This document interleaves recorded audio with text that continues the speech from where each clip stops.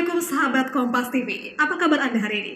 Di studio podcast Kompas TV hari ini, saya sudah bersama dengan narasumber yang merupakan orang yang banyak berperan aktif di berbagai sosial media, memberikan informasi khususnya mengenai COVID-19 di masa pandemi ini. Ia juga biasa dikenal dengan sebutan Dr. Cowboy. Saya langsung sapa. Halo dok. Halo, Assalamualaikum warahmatullahi wabarakatuh. Apa kabar Anda? Alhamdulillah, sehat semua. Banyak pertanyaan saya buat dokter. Iya. Saya akan awali dengan satu pertanyaan. Beberapa waktu belakangan ini, tenaga medis atau profesi medis sedang diterpa isu yang tidak sedap, yakni adanya keuntungan yang diambil dari pasien yang terpapar COVID-19. Tanggapan Anda gimana? Iya. Kalau mau dibilang untung, dari sudut pandang apa dulu? Kalau dari sudut pandang ekonomi, kami mengatakan bahwa itu tidak benar. Ada keuntungan ekonomi yang kami dapat dengan nominal yang puluhan juta setiap menangani pasien COVID dan lain sebagainya. Kalau dari kacamata spiritual, kami untuk besar berniaga atau berbuat baik atas nama Allah, atas nama Tuhan Sang Pencipta, tentunya ini tidak akan pernah rugi. Waktu, tenaga, dan apapun yang kami berikan, biar Allah yang menilai dan memberi kami rezeki yang kami tidak tahu apakah dalam bentuk kesehatan dan dalam segi apa. Yang jelas kami alhamdulillah sampai saat ini tidak hidup melarat, tidak hidup seperti yang kita khawatirkan. Walaupun masih pandemi, kami masih bisa sehat. Itu sebuah rezeki yang luar biasa menurut kami. Makanya kalau ditanya selalu, ya kami selalu mengatakan dari segi pandang apa dulu. Kalau dari segi ekonomi ya tidak. So let's say bahwa itu nggak benar. Nggak benar. Sebenarnya seperti apa sih dok? Apakah ini banyak saya baca beberapa artikel atau beberapa informasi yang mungkin kebenarannya memang masih harus dipertanyakan, bahwa ada sejumlah anggaran yang dipersiapkan untuk COVID ini, kemudian untuk tunjangan dokter yang melakukan penanganan pada pasien COVID ini juga mendapatkan tunjangan yang menurut yang saya baca itu jumlahnya memang di atas katakanlah di atas tunjangan reguler lah seperti itu. Itu seperti apa dok sebenarnya? Iya. Mungkin kita harus memahami bahwa kami ini di dalam regulasi gaji honor mirip dengan ASN. Gaji ASN itu ya segitulah. Mungkin yang ada cuma tunjangan-tunjangan pertindakan. Tunjangan pertindakan ini sudah diatur regulasinya. Mungkin umpamanya kalau dia memakai metode asuransi atau BPJS umpamanya itu kan, ya tentunya kecil karena pasien non-COVID itu takut-takut sekarang ke rumah sakit. Yep. Jadi yang ada tuh otomatis hampir 90% yang ke rumah sakit itu adalah pasien COVID. Tidak juga kami, kebanyakan dari kami itu tidak membuka praktek lagi, tidak melayani poliklinik lagi. Kenapa? Per hari ini 38 dokter kami seluruh Indonesia sudah menjadi pahlawan. Tentunya setelah kami mencari apa penyebabnya mereka gugur, alasannya karena pasien tidak jujur, tidak bisa memberikan data-data yang seperti yang kita harapkan. Makanya banyak dapat di poliklinik dan di klinik pribadi. Tentunya kalau mau dipikir-pikir, apanya yang perlu kita mengatakan bahwa kami dapat gaji yang berlebihan? Memang benar, Presiden sudah mengatakan akan ada tunjangan dokter, Menteri Keuangan mengatakan bahwa mengucurkan anggaran segini. Banyaklah yang fakta tidak bisa dibantahkan itu. Tapi kami mau mengatakan hilal itu belum nampak. Hilal itu belum nampak. Sebenarnya miris ya, karena dokter ini sebenarnya kan paling depan, garda terdepan gitu kan. Kemudian ya mungkin priceless ya dok ya. Tidak bisa sebenarnya dinilai dengan apapun itu karena tidak sedikit juga yang akhirnya menjadi pahlawan gugur gitu karena terpapar virus ini. Ya, maksudnya kami juga menyampaikan bahwa kami juga ini punya keluarga. Kami juga memiliki naluri sosial. Teman-teman di sana yang berjuang di zona merah, teman-teman kami sekarang berjatuhan. Dan info terakhir per hari ini untuk di wilayah Sulawesi Selatan yang positif itu ada 100 lebih dokter tenaga medis dan tenaga medis, 100 lebih. Kenapa? Karena peningkatan eskalasi yang positif baik itu PDP, OTG itu banyak sekali. Dan dokter dengan nakes terbatas, itu doang. Nah, yang muncul adalah kan keterbatasan. Ibaratnya kalau kita lari, kita sudah lari maraton, tidak tahu kapan finishnya, pasti capek dong. Makanya kami dipuji tidak jumawa, dicaci juga tidak membuat kita patah hati, karena fungsi dan tugas kami memang adalah ya jadi dokter, jadi perawat, jadi tenaga medis, ya tugasnya adalah seperti ini sekarang. Makanya kami selalu yakin dan percaya bahwa apapun gosip yang menerpa, kami akan mengatakan bahwa biarlah itu menjadi sebuah fitnah, ujung-ujungnya nanti adalah pembuktian di kisah nyata ini bahwa kami ini bertugas bekerja murni karena profesionalis kami. Beberapa waktu lalu IDI sendiri sudah bersuara ya. Apa yang disuarakan waktu itu untuk membantah ini semua? Ya, intinya begini. Kemarin kami melakukan klarifikasi sebenarnya. Bentuk klarifikasi inilah yang kami ingin menyampaikan kepada publik. Ada dua. Pertama, jika benar yang dituduhkan, kami memanggil datang polisi dan semua aparat yang berhubungan dengan keuangan dan keamanan. Jika benar yang dituduhkan, tangkaplah kami. Namun, jika yang dituduhkan salah, tolong diproses juga dong yang melemparkan isu-isu itu. Saatnya sekarang menurut kami adalah kita harus berangkulan, kita harus bergandeng tangan, kita harus menyatukan satu energi, sebab musuh kita ini tidak tahu bentuknya bagaimana. Musuh bersama lah. Musuh bersama. Kenapa kami bilang musuh bersama? Negara adidaya kayak Amerika pun megap-megap. Yap. Dok, tadi dokter bilang beberapa jumlahnya berapa dok untuk tenaga medis hingga saat ini? Kami lagi data ini. Selain fakta bahwa semakin banyaknya OTG, PDP, apakah memang ada hal-hal yang menjadi kekurangan tersendiri atau katakanlah dokter punya hal yang ingin disampaikan untuk pemerintah bahwa apa yang menjadi kekurangan sehingga dokter ini masih saja meskipun sudah menggunakan APD dan beberapa protokol kesehatan yang sudah dilakukan masih saja terpapar. Apa sebenarnya yang menjadi permasalahan gitu loh dok, kok masih banyak gitu loh yang tenaga medis terpapar? Ya mungkin pikirkan ini sekarang adalah kita harus jangan egosentris. Persoalan utama kita ini adalah kesehatan. Jadi energi kita harusnya ke kesehatan. Dan harusnya panglima tertinggi itu adalah kesehatan. Siapa-siapa itu? Dokter, para medis, dan semua nakes-nakes. Pemerintah berada di bagian supporting system supaya ini semua jalan. Jangan pemerintah membuat program tapi tidak sejalan dengan nakes dan dokter. Ini yang terjadi sekarang. Supporting apa yang saat ini belum ketemu, belum match dengan apa yang diharapkan? Contoh, umpamanya, selama ini dipersoalkan kenapa hasil swab selalu lambat.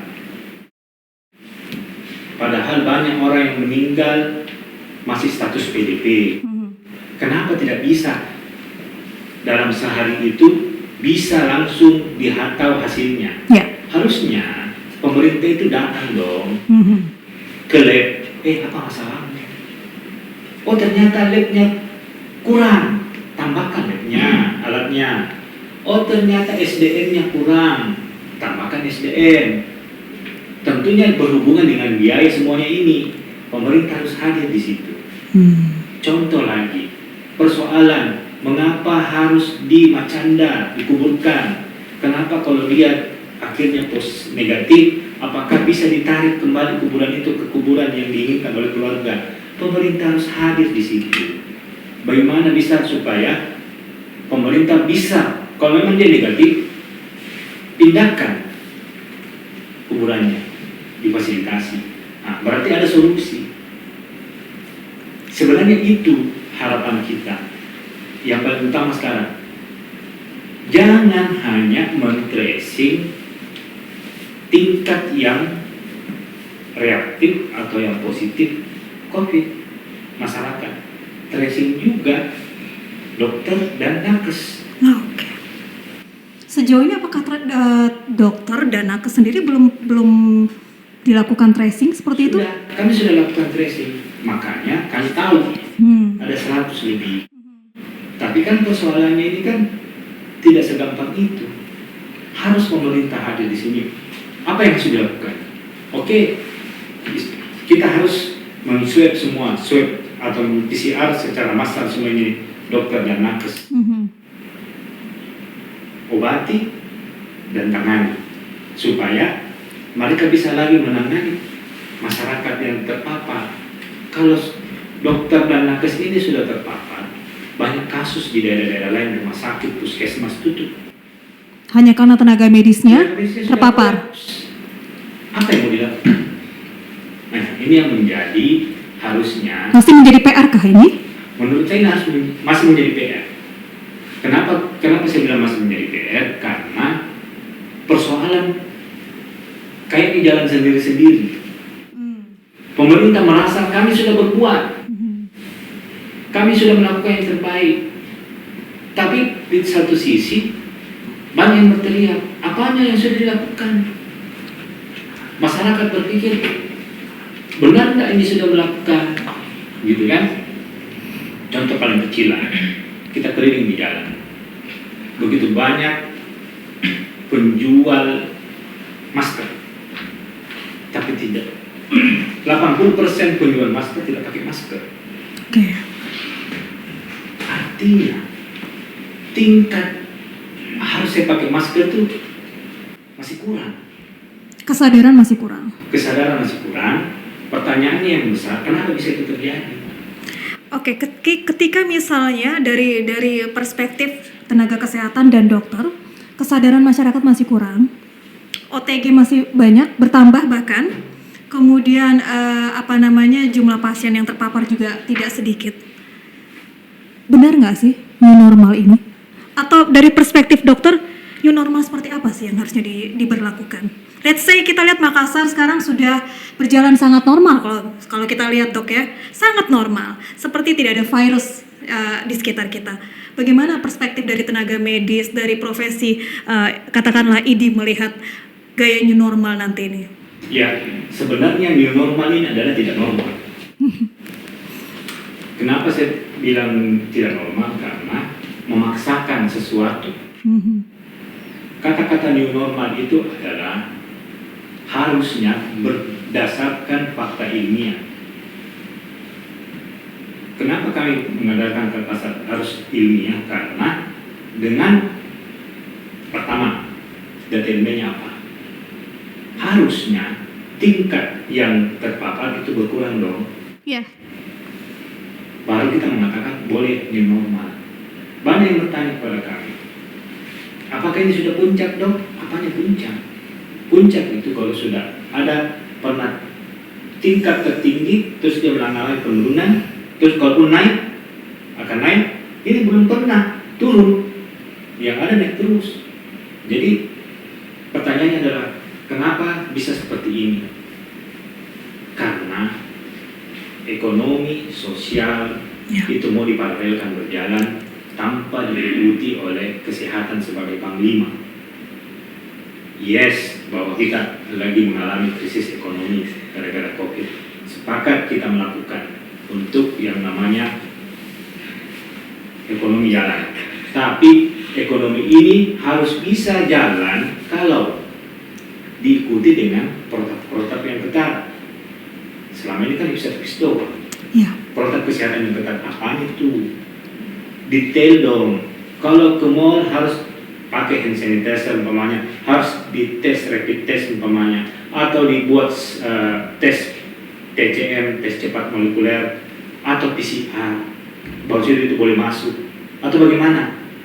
Di sekolah, kalau mau disekolahkan, apakah anak-anak ini perlu di rapid test atau gurunya juga perlu di rapid test? Ada bukti bahwa ini bebas daripada COVID, baru boleh melakukan pembelajaran. Ini kan harus jelas semuanya. Nggak langsung dibuka. Nggak boleh, harusnya ada prakondisi. Banyak juga yang bertanya, masyarakat kita kepala batu nggak bisa diatur, siapa bilang? Silakan cek kalau mereka ke luar negeri teratur semuanya, dilarang buang sampah di sana. Mereka ikuti. Ya. Kenapa? Kan aturannya jelas. Makanya dari teman-teman kami bilang harusnya PSBB ini tetap ada, supaya ada payung hukum kalau memang masyarakat itu melanggar siapapun. Tapi dilibatkan nggak sih dok dalam oleh gugus tugas sendiri dari tenaga medis ketika misalnya ingin melakukan katakanlah let's say new normal, PSBB, apakah dari tenaga medis selama ini sudah dilibatkan? Mungkin secara ketika misalnya mau menghentikan PSBB katakanlah seperti itu. Kami tidak dilibatkan secara organisasi. Ya, organisasi. Organisasi profesi tidak pernah dilibatkan. Makanya kami selalu berpikir bahwa harusnya kita bersama-sama ini menyelesaikan ini persoalan. Jangan ada egosentris, karena kalau ada egosentris susah memang. Kami melihat bahwa persoalan ini multi kompleks karena kita dihadapi banyak faktor, ekonomi, politik. Di pasca ini tiba-tiba kita mau pemilihan kepala daerah. Ya. Dan itu sebentar lagi, 6 bulan lagi. Kita nggak tahu seperti apa nanti 6 bulan ke depan. Ya. Kami selalu bilang menghidupkan ekonomi bisa, tapi menghidupkan manusia yang sudah meninggal tidak bisa.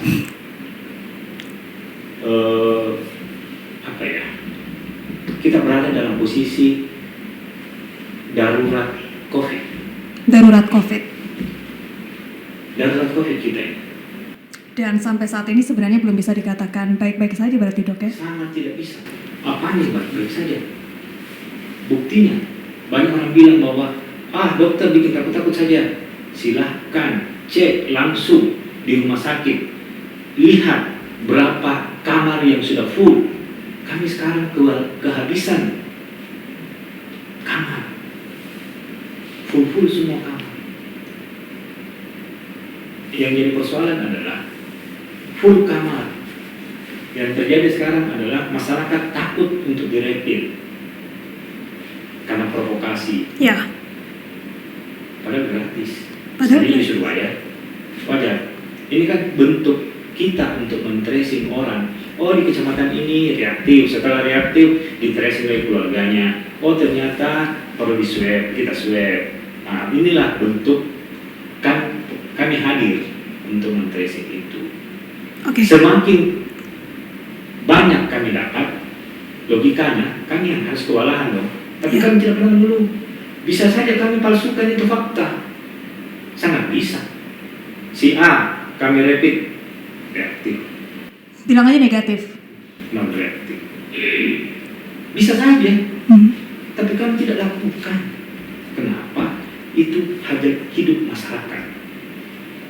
Semakin kita mengatakan ini PDP positif, OTG positif, kami semakin lama ngekos di rumah sakit. Itu pasti. Semakin bertambah. Masa untuk tidak pulang ke rumah. Emangnya enak? Kita ini punya keluarga, ada anak, ada istri, ada orang tua, yang di depan mata kita hanya lihat, tidak bisa kita peluk. Tapi itu fakta yang harus kita hadapi, bahwa ini adalah panggilan negara. Pengurus pusat ini sudah mengeluarkan maklumat yang namanya Dokter Semesta. Dokter Semesta ini adalah kami, anggaplah saya ini humas, kelak kalau ini tidak bisa ditangani secara baik, saya akan masuk ke ruangan zona merah untuk menggantikan teman-teman sejawat kami yang sudah kolaps. Kami yang akan masuk ke situ. Itu yang akan kami sudah siapkan planning berikutnya, namanya dokter semesta. Dokter semesta. Dokter semesta ini semua dokter turun tanpa terkecuali. Apapun itu ya, Dok ya. Apapun itu, nyawa pun kami pertaruhkan. Makanya sudahlah, kami ini mendedikasikan diri kita khusus untuk penanganan COVID tanpa ada untung dan apapun itu. Berarti tidak ada untung sama sekali. Tidak ada sama sekali. Boro-boro mengambil untung, Dok ya. Pulang ke rumah aja susah. Kita syukur. Kita Oke. syukur. Oke. Teman kami di Jawa Timur, satu keluarga dokter bersama keluarganya meninggal gara-gara COVID. Kalau mau dipikir, kami ini boleh dikata kalau mau logika sederhana atau orang bilang logika simpelnya, kami lebih paham soal COVID. Kok kena? Ya. Apalagi masyarakat yang sekarang justru banyak tiba-tiba muncul ahli-ahli COVID yang menindak-bobokkan masyarakat. COVID itu biasa saja. Sebenarnya itu bagus apa jelek sih, Dok? Artinya gini, ada yang bilang kalau misalnya kita kayak membuat COVID ini terlihat menyeramkan, imun tubuh turun. Tapi hal seperti itu juga nggak bagus ya, karena akhirnya menyepelekan. Dilematis juga berarti. Kami melihat kurva 2. Awal-awal COVID terendah. Kurva menyusul adalah karena ketakutan masyarakat. Tiba-tiba COVID naik, ternyata kurvanya masyarakat tidak takut lagi. Ya. Berarti kan berimbas terhadap masyarakat. Kalau masyarakatnya aware, sebenarnya bukan takut ya, Aware, waspada. Waspada. Tingkat kewaspadaan inilah yang harus dimiliki oleh masyarakat. Bukan berarti tidak takut, tapi waspada. Waspada. Pepatah lama lebih baik mencegah daripada mengobati. Itu yang penting. Oke, Dok, terakhir. Kita mau bilang bahwa kita akan menyambut new normal ya, mau nggak mau, karena dari segi ekonomi memang harus berjalan. Oke, let's say bahwa kita memang harus prepare, harus aware dengan itu. Apa sih yang harus kita lakukan, Dok? Masyarakat ini harus seperti apa sebenarnya agar tidak artinya OTG tidak bertambah banyak gitu kan, kemudian tapi tidak juga menyepelekan. Seperti apa yang nanti harusnya kita lakukan dengan protokol kesehatan yang baru nanti nih, Dok? Kalau kami simpel sebenarnya. Di tingkat rumah tangga, di tingkat keluarga, itu yang harus awal. Kalau kita sudah mau melindungi, menyayangi keluarga kita, dan itu dilakukan oleh semua keluarga seluruh Indonesia, maka insya Allah kita akan bisa melawan COVID ini.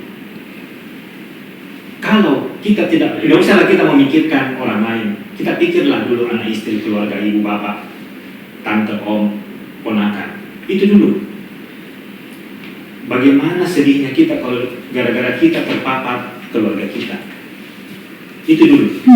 Kalau itu sudah tertanam di alam bawah sadar bahwa kasihan gara-gara saya, keluarga saya kena, maka tentunya ada kewaspadaan, pakai masker, jaga jarak, tidak menganggap enteng ini semuanya. Ini yang perlu di tingkat keluarga dulu.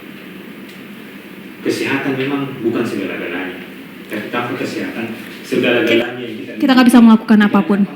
Saya sepakat dengan itu, Dok, dan semoga kita berharap sih pandemi segera berakhir dan dokter juga bisa memberikan informasi yang lebih bisa diterima oleh masyarakat, karena masyarakat kita ya let's say bahwa mereka gampang terprovokasi dengan hal-hal yang sebenarnya memperkeruh keadaan ini. Karena teorinya bad news is good news. Ya. Lebih gampang orang mencerna cepat itu berita provokatif dibanding berita yang tidak provokatif. Exactly. So thank you so much, Dok, buat waktunya hari ini, dan jangan lupa untuk like and subscribe channel Kompas TV, dan kita ketemu di episode podcast selanjutnya. Bye.